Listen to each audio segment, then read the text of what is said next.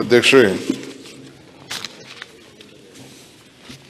ನಾನೊಬ್ಬ ಕಾಂಗ್ರೆಸ್ ಪಕ್ಷದ ಅಧ್ಯಕ್ಷನಾಗಿದ್ದುಕೊಂಡು ನನಗೊಂದು ಬಹಳ ದುಃಖವಾದಂಥ ನೋವು ನನ್ನ ಕಣ್ಣಲ್ಲಿ ಕಂಡಿದ್ದೇನೆ. ರಾಜಾ ವೆಂಕಟಪ್ಪ ನಾಯಕರವರು ನನಗೆ 1987ರಿಂದ ಪರಿಚಯ. ನಾನು ಗ್ರಾನೈಟ್ ಮಾಡ್ತಿದ್ದೆ. ಆಗ ಯಾರೋ ಸ್ನೇಹಿತರ ಜೊತೆ ನಮ್ಮ ಕಡೆನೂ ಬಂದಿದ್ರು.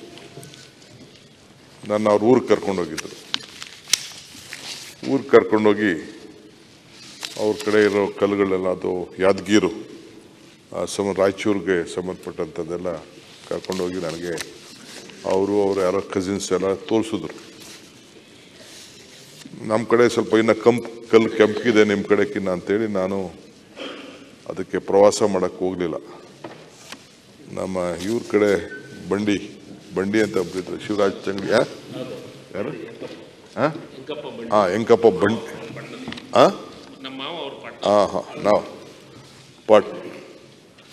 ಬಂಡಿ ಅಂತ ಇಲ್ಲ, ಅವರು ಇದು ಮಾಡ್ತಿದ್ರು. ಅವರು ಜಿಲ್ಲಾ ಪಂಚಾಯತ್ ಮೆಂಬರ್ ಏನೋ.